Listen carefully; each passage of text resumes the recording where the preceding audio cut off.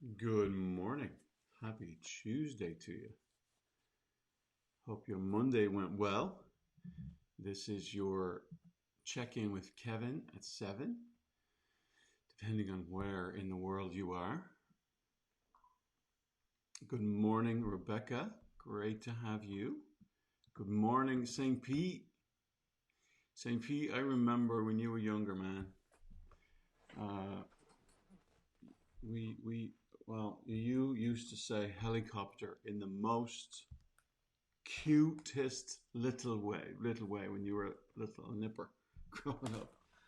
Helicopter, and we would just have you say it again and again and again. Uh, you're not that small anymore, and it's wild. Yeah, I mean, cheesy and stereotypical. Good morning, Janine. Continuing praying for your house. you know, uh, I'm gonna get a little personal on you all this morning, and I'm gonna just tell you a little somewhat of a story. Good morning, Jacob, man. Great to have you, dude. Great to have you. I want to share how we got into the people helping profession with you this morning, and I'm going to trust that somehow in sharing a little bit of my story, it might be an inspiration to you, to some of you. Um, First thing I would say is, most of us are minding our own business, doing the best we can with what we have to make life work, right, for us, until it stops working. Until it stops working. And, I grew up on the streets of Dublin, Ireland, in a family that was, you know, happy is relative, right? But it was, not hugely faith driven, right? I mean, we'd get to church, on Easter and Christmas and weddings and funerals. We would ask each other, hey, people would ask, did you get mass? Did you get, and truthfully, in my part of the world, as long as you snuck in towards the end and you got Holy Communion, you were cool. You got mass, like you got enough. Uh, anyway, I grew up in a world where I didn't know anyone else who wasn't uh, RC. And if I say anything that doesn't make sense, go ahead and pop that in the chat area so that I can at least do right by you and respond, and make sense of it a little bit. Uh, you know, my first girlfriend, her name was Caroline Rooney, and she was a trooper. I was a kid, and me and Colin fought over her at times. But anyway, sidebar. Uh, my better half, Debbie, came in to Ireland with her parents. Her parents were missionaries, church planters, and uh, I was like praying my socks off for God to, um, help us figure out who I was going to spend the rest of my life with. And so Debbie came with her parents as missionaries, man, and me and my friends kind of gave her a tough time. And I thought to myself, oh my goodness, if this girl can stand up and, you know, take care of herself when we're, launching these verbal kind of philosophical, theological kind of, barrages at her, I got to get to know this girl. And so I did. And here we are, gang. Here we are, like it's 28 years later. 28 years later, after getting to know her. Well, to not give all the details, we were wondering when are we going to have kids, or how soon do we want them, and didn't we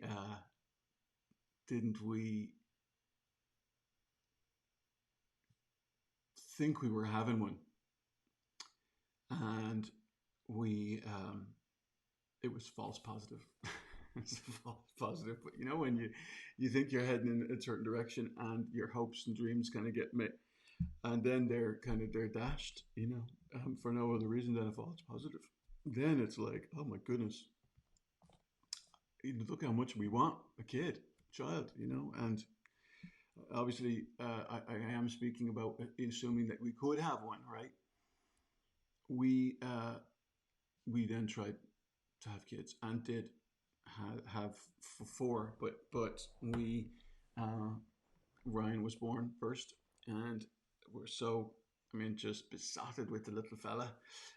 He didn't say helicopter, Peter, but he said a lot of other words way before it seemed like his time, And it's like first child, you pour everything into them. Anyway, uh, after having Ryan, we lost two babies to miscarriage, and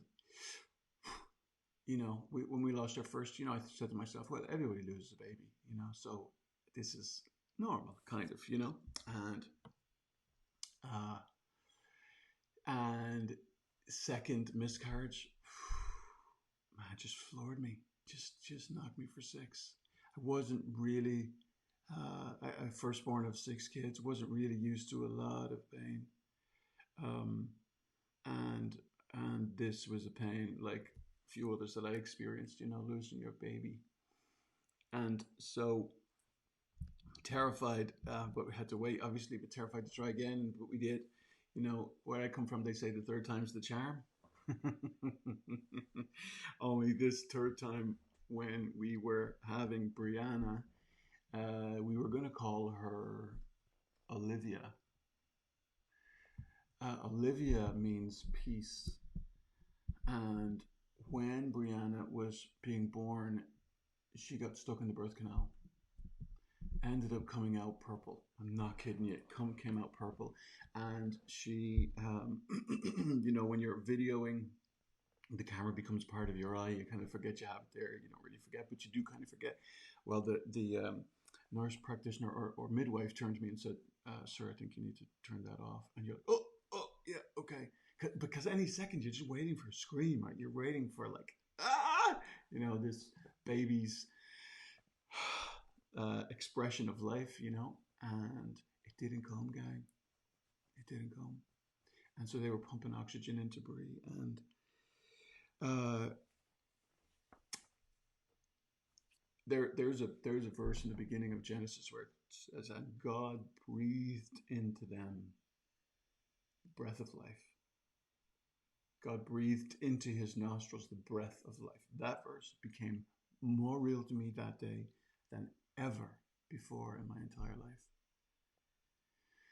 And the relief, the relief that I felt was unbelievable.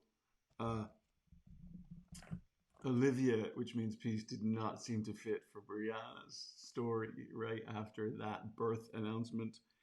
We ended up calling her Brianna, which means strength, right? And so grateful for that kid. So we had our boy and a girl, and kind of before we knew it, we fall in love with this kid who was part of. He would just stay with us on the weekends. Just anyway,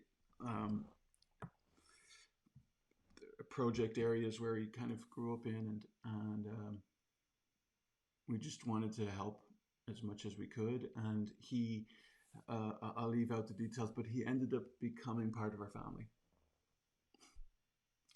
and it was wild. I was 26 and Debbie 24-ish maybe, and we had a 14 coming on 15-year-old become part of our family, and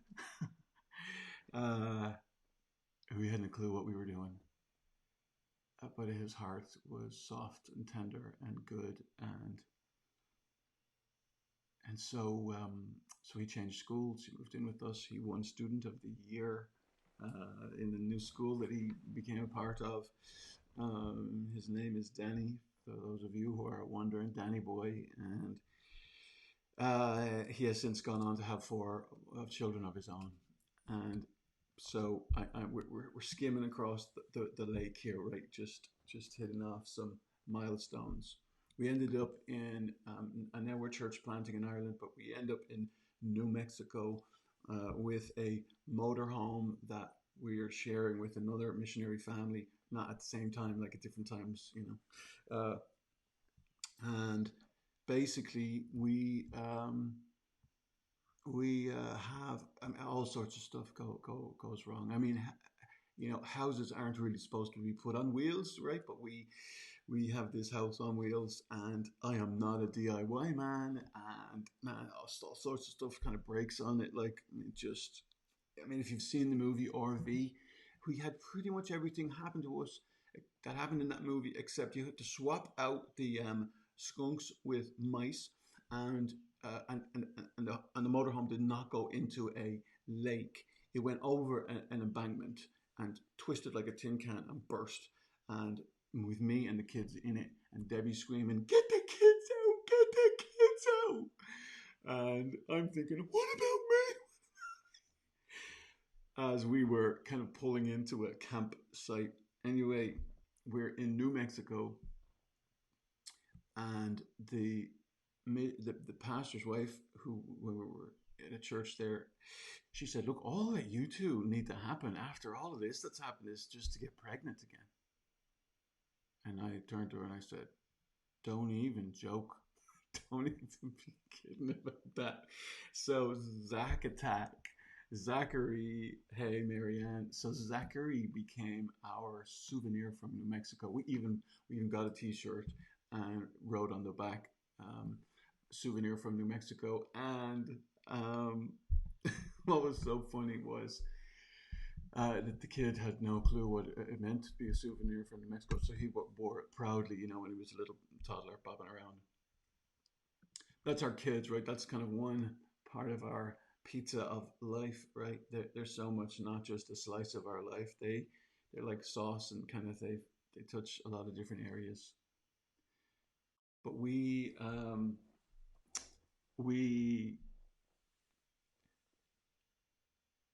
in doing the best we could to make life work, we loved each other a lot. I mean, we did, but we weren't without our baggage, because we all come with baggage, don't we? You know, we all have people that we know, people that enter our stories, uh, characters. They're not dashes. They're people. They they share life. They share oxygen with us. They share the space on the planet, and some of the experiences of some of those major characters are really good, and some of them are really tough. But based upon how we interact with those characters, we feel positive or negative emotion. I'm not going to get all emotional on you. I almost did. I almost lost it there just a second ago.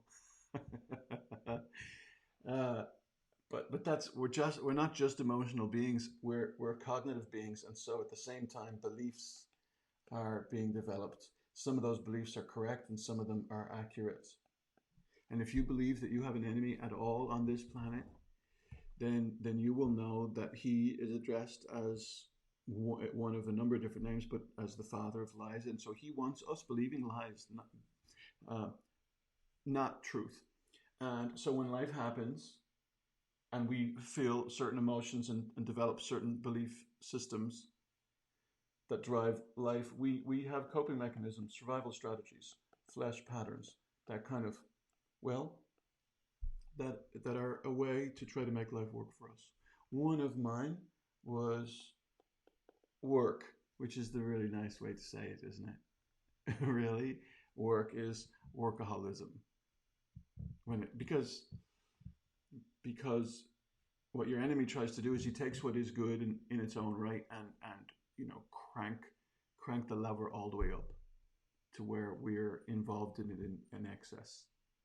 And so work, you know, would have been one of um, the ways that I would have coped. I would have said pleasing. I was a pleaser. I would say yes when I probably should have said no, way more than I said no, in an attempt to experience my needs getting met, making life work for me. Notice this is me trying to do life independent of anybody else, right? Independent of a savior, independent of a maker, because that's kind of how we're wired, isn't it? I mean, we're wired to be self-sufficient, self-sustaining, independent. These are healthy things as we're growing up. Until we intersect with Jesus, until somehow he finds a way to get our attention. And a lot of times pain is that way that he gets our attention. And until some of these ways of coping stop working. See, he loves you too much to let however you are trying to make life work for you succeed. He loves you too much to let the ways that you are looking to or depending on to make life work for you long term. And for me, emotionally, I would profess my undying love for Deb. But it stopped landing on her runway like it used to. It stopped being as believable as it once was. Why? Because the messages that I was sending to her were saying something different than I choose you. The message of how I was living life was sending a different message. The choices that I was making in life were sending a different message to her than what my voice would say. And the strength even of my emotion was one of the most frustrating things for me. I was like, the strength of how I felt for her was massive, but my feet were telling a different story. I would say I'll be home by this time. And I was rarely ever home by that time. She, rightfully so, would have a problem with that. I, in those times, if I'm not careful today, could do the same thing. I would take her complaint and turn it around and make it her problem, not my problem, even though I was the one who didn't keep my end of the bargain. Do you know what the Book of Wisdom describes that as? The Book of Wisdom describes that as being foolish, being a fool. The fool does not receive correction. The fool takes correction, turns it around, and makes it the corrector's fault. Pretty sad. We became like loggerheads, you know. I didn't understand that men were like waffles and women were like spaghetti. Men are like waffles and women are like spaghetti. Yeah, I know. I never heard that before. I had no idea that men were like waffles and women were like spaghetti. How? Would you like to know? If you'd like to know how men are like waffles and women are like spaghetti, please just write the word how. How? What? I'm gonna wait. I'm gonna wait for you. God, I need some interaction. I need to know you're there. Please. But if you're not interested in that, then we can go back here and I'll just tell you a little bit more about how there's a little bit of a delay here, I think, I'm sure. I'm just going to believe by faith that you want to know. Whoop. Bless you, Janine. Thanks for not leaving me alone. Okay.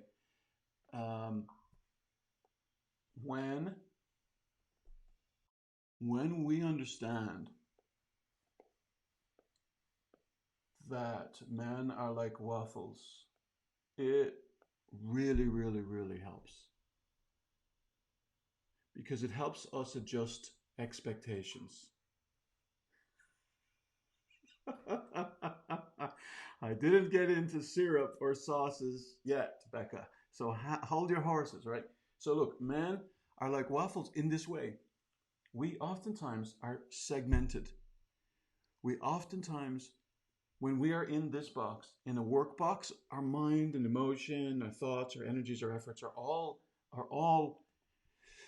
right here in this box, in that context, on that topic. When we leave that box, and let's say we leave work and we come home, there are a lot of different mini boxes at home. So, like the newspaper's like a square, or the TV is like a square. When men are watching the TV in this box, right? It is. You could be 5 feet away from them, calling their name. For all intents and purposes, it looks like they are ignoring you, but they're not ignoring you. They are just lost in that box. Now, do they have the ability to ignore you? Of course they do.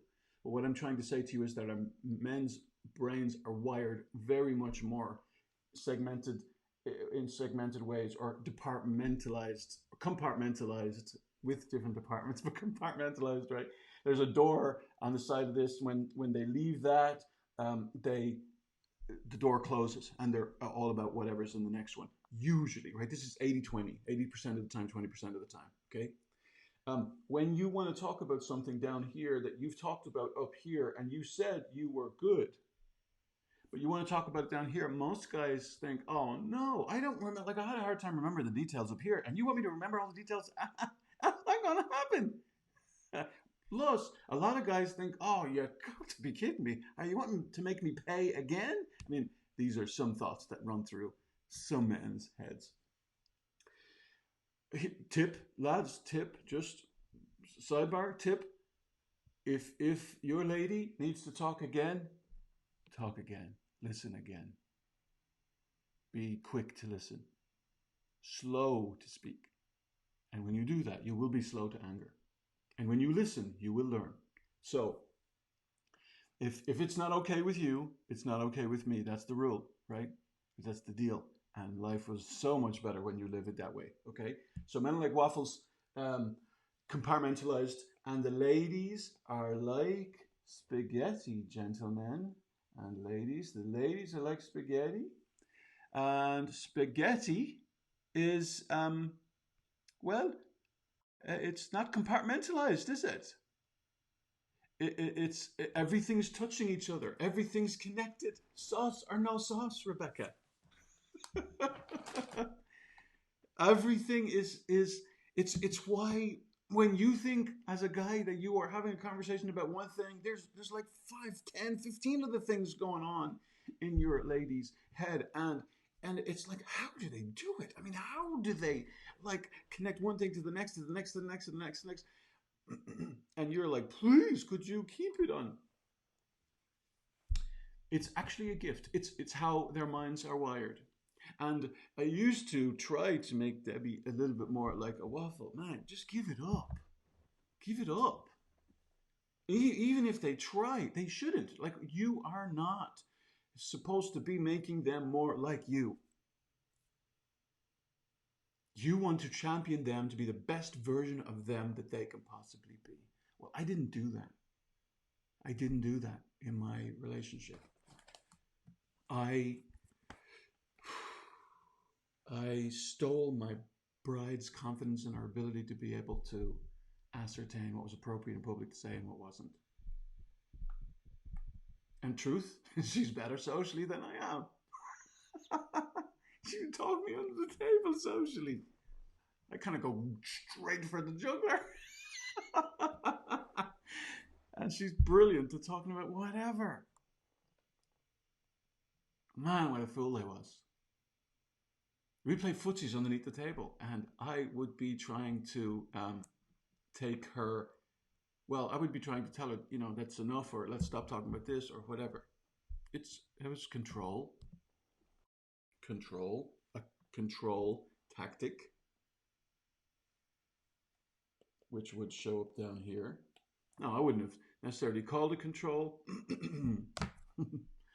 I would have said, I just want them to like her. I don't want her to be too straight. She's from the Americas. She's from the northern part of the Americas, where they shoot straighter than they do in the south. It was about control. But I wasn't aware of it. And what I needed to do, of many things, was surrender my reputation to the one who made me. Because if you don't surrender your reputation to the one who made you, you spend the rest of your lives like doing a PR campaign. And it's exhausting. It's exhausting.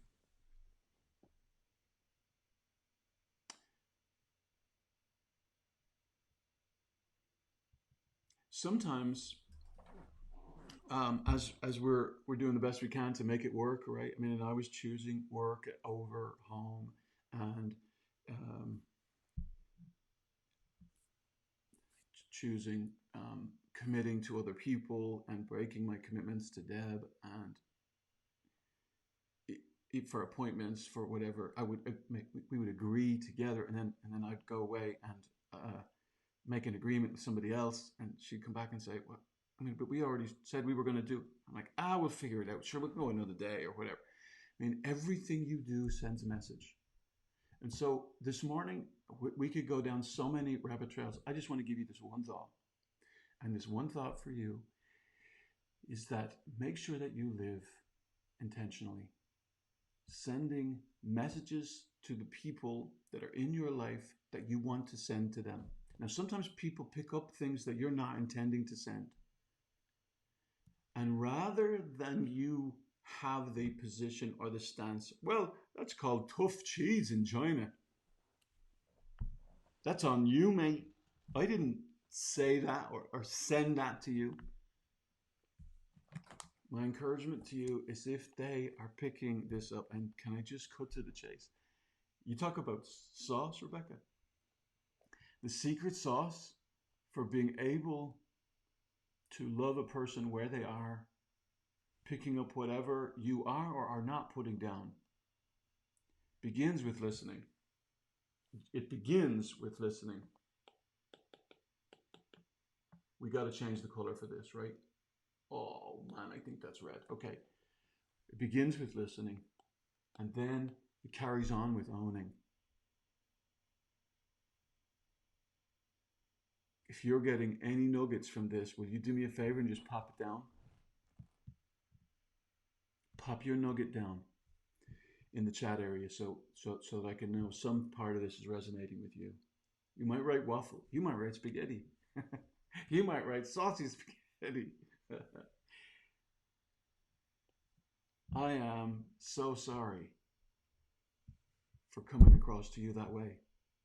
Not, I am so sorry you see it that way. That's not owning. I am so sorry that you feel that way. That's not owning. I am sorry that my words, that my actions, that my nonverbals have said that to you, have helped you feel that way. You're not taking 100% responsibility because they have to take some responsibility, but your job isn't to make them take responsibility. Your job is to take responsibility for what you can. And so you own what you can. And then you validate them. And you say, I would feel like you feel if I saw what just happened like you see it. And it's just a way to say to them, because too often we say, you're crazy, you're off your rocker, you're losing it. You think something's screwy upstairs. In so many different ways we say that message instead of, yeah, I get it. If I understood what just happened like you do, I'd be right where you are, somewhere around there. And in that moment, you help take the barriers down. You help them believe, I want to get you. I want to receive you. It changes so much of the experience of communication when you're willing to validate them. I'm not saying that you agree with them. I'm simply saying you are validating them. And then, if there's something for you to say, then you get to express it. Most people don't want to do the work of love. And when you don't do the work of love, you can't experience the benefits of it.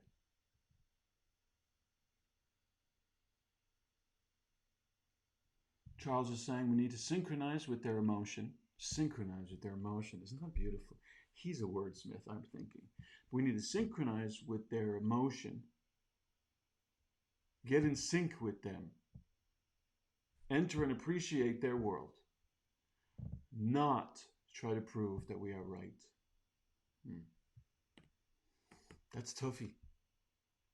That's toughy because we've all been modeled. People try and prove that they're right, becoming better debaters, and less about entering into the other person's world.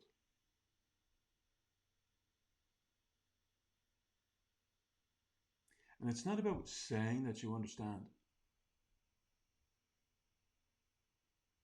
Because especially from the male to the female, they are brilliant with this thing called intuition. And they can smell authenticity, sniff it out. Which is why we have the Live, Love, Lead Academy to help you live fully, love deeply, and lead authentically. Even live authentically, right? Most people just lead. They listen and then they express. Lee leaves the guts out of love. And notice, love is 75% the other person focused. 75% others focused. So my encouragement to you today is simply, I want to encourage you to be intentional about the message that you're sending. And if they're not receiving the message correctly, because there's all sorts of static and stuff in the way, and sometimes the static and the stuff in the way. Yesterday, I was reminded of this. I have static from my story in the past, from messages that I've sent to Deb in the past, and it's still getting in the way today, yesterday. I get frustrated, angry by that, or I can own it and I can say, okay, well, that makes sense. That would still be airing, that would still somehow find its way into the airwaves for that to be what is being heard and potentially interpreted now.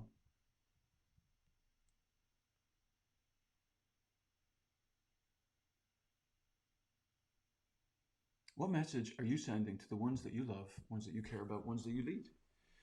Let's be more intentional about that, I say. And if myself or my team can in any way, shape, or form be of support or be of help to you, we're here. We're a phone call away. I think I have something here. Yeah, there's a phone number. 800-910-60. Actually, it's already on your screen at the bottom. The text number is there. If we can text, I think that text number just works in America. But you can email us at info@brokenchainsintl.com. How do you react when you are told that you express too much? That's a great question. How do you react when you are told that you express too much? Well,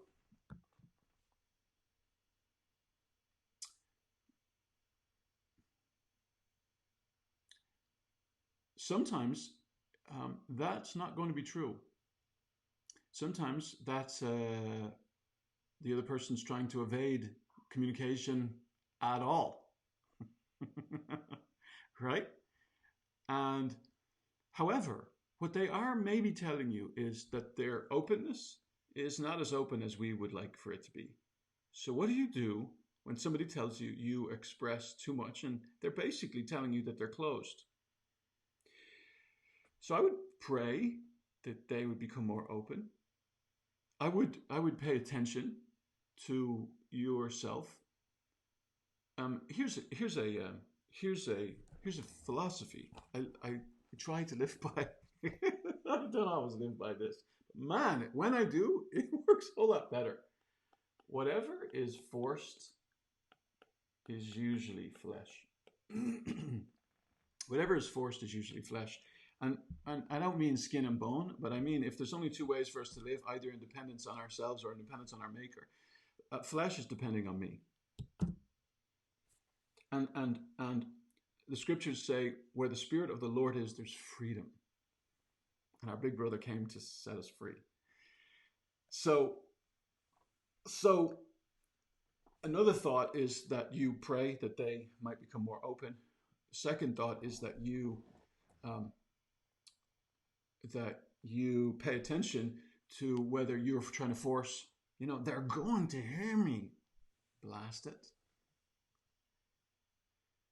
If you're forcing, whenever we're forcing something, whether it be communication or something else, it's usually flesh, and it doesn't work. It just doesn't work.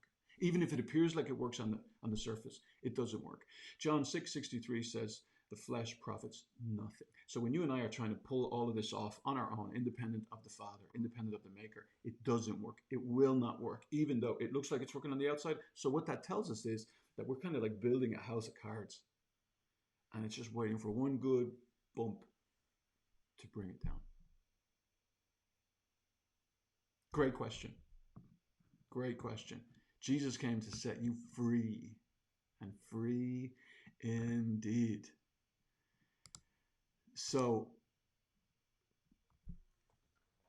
I'm going to run through a couple of these comments. Good morning, Rebecca. Good morning, Peter. Good morning, Janine. I love the emojis. St. Pete. Good morning, Jacob. It's an honor to share your story. Your story makes a difference. And what God is teaching you in your story makes a massive difference. I just shared a window into our birth of our kids and what I was looking to for life to try to make it work. And if I'm not careful, and I've confessed to you, like somewhere back in the middle of the tougher part of the pandemic, or at least in the beginning phases of it, was that one of my tendencies was to get sucked back into activity, to doing, as a way to numb the anxiety that was kind of rising in me, instead of running to the one who has done it all, running to the rock that's higher than I. And I needed reminders of that. And I needed to hear his voice say, hey, kid, if you're burdened, if you're heavy laden, if you're anxious, if you're stressed out, if you're worn out, if you're tired of containment, I want you to hear that I'm working on your character in the midst of Corona.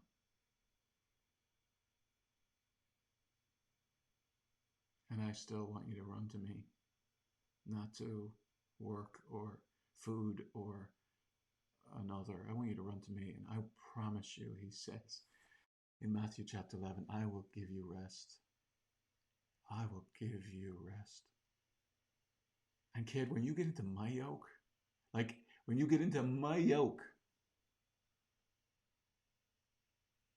it's easy.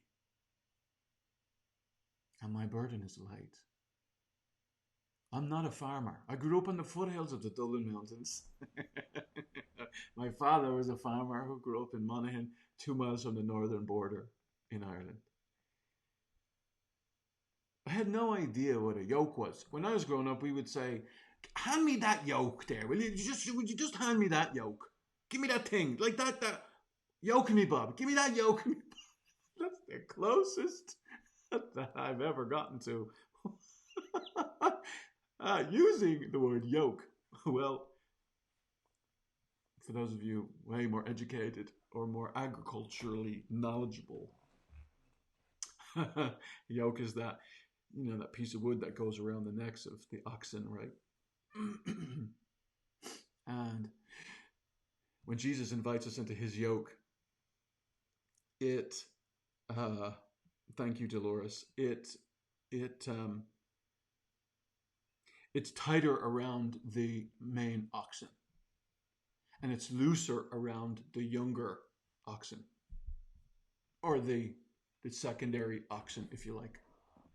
Why do you think that is so? Why do you think that when you get into a yoke, it's tighter around the main ox and looser around the second? I'd love for you to let me know.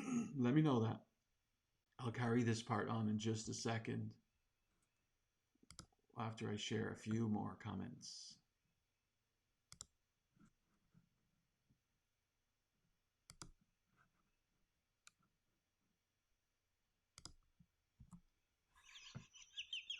Pete, I just saw your comment. How you love spaghetti. I'm glad you love spaghetti, bro. You're supposed to love spaghetti. Uh,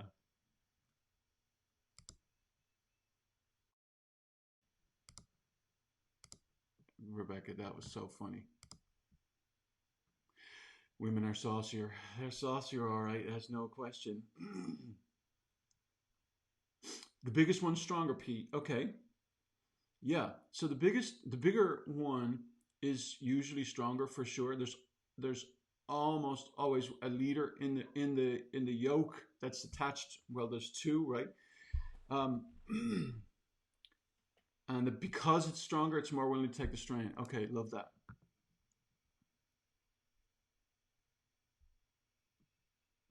Wow, great comments this morning. Okay, um, bigger one is stronger. It's room for growth, and that's why maybe it's loose. Beck, love that thought in the second. Does it give the main oxen? That's a really good question, Janine. More control. So, so it does in the sense that it's able to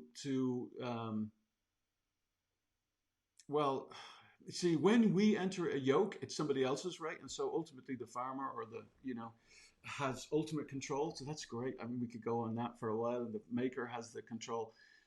When Jesus invites us into his yoke, he basically is just saying, look, I want you to surrender all of your stuff that concerns you to me. It's not give up. It's not quit. It's not stick your head in the sand and ignore it all and I'll take care of it. It's you are more aware than you've ever been. However, it's just living life knowing that you're not alone. It's living life knowing that there is a person um, uh, who is the Prince of Peace, who has got you and yours. And yes, you still have to walk, you still go through life, but he's willing to bear the burden. He 1 Peter 5:7. Look, will you just chuck all your cares upon me? Because I care about you, kid. I care about you. And the strategy of the enemy is God doesn't give a toss about you or yours. And it's just a lie. I want you to start looking for the fingerprints of your Father. I want you to start looking for the fingerprints of your Maker in the details of your story about where he could possibly be showing up and be just kind of revealing his presence. Now, look, for once and for all, he demonstrated that on the cross where he paid the ultimate price for all of us, right? 3 days later, rose from the dead. This is a historical fact. This is not like, some crutch for some weak, poor, unfortunate soul. It takes less faith for me to believe in that than me to believe in a whole lot of other things, let me tell you. So, when we enter his yoke is easy and his burden is light. It's not that there's not challenges, not that this life isn't tough, it doesn't become difficult, but it is that when you are sharing with another. Deb used to say to me, man, listen, the whole world can be against me. The whole world can be falling apart, but if I can come home to you, if we're in this together, then look, we'll handle it together. Something beautiful about that, something intimate about that. I lost the plot on that for a while. I lost being that safe person, that safe place for Deb. It's horrible. And there's nothing sweeter in relationship than that level of trust, that level of safety. Wherever you are today, my friend, it's because you've sown the seeds in your life to help you reap that harvest. And so I just want to encourage you to be intentional about sowing seeds that get you to reap the harvest that you want to reap.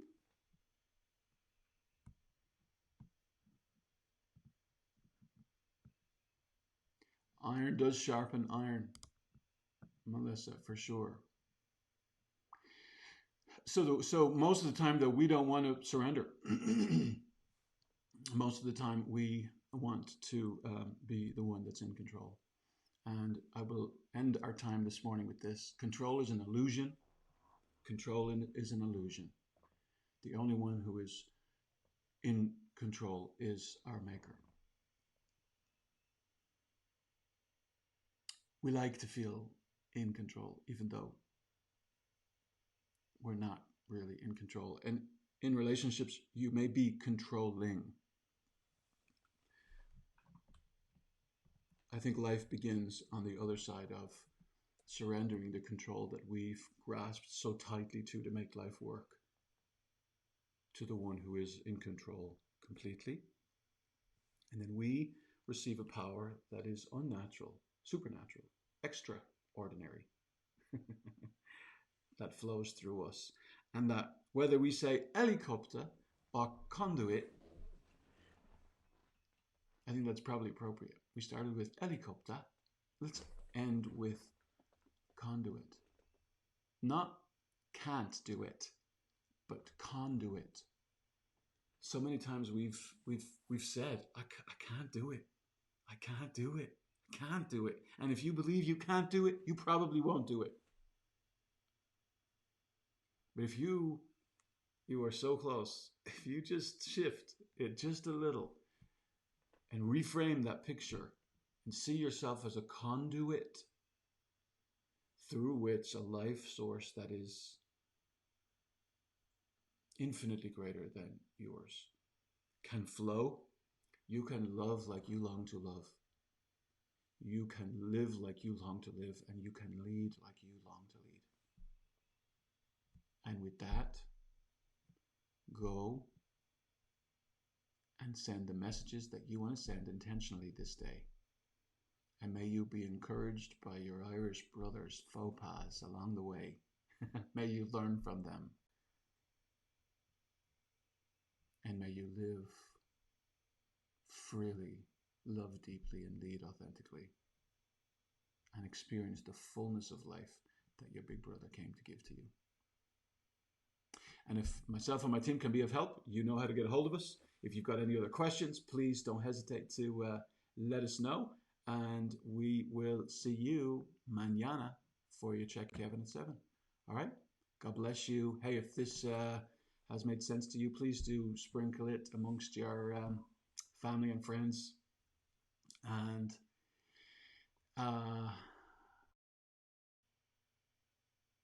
oh, yes, Ashi. So Instagram's got its own stream.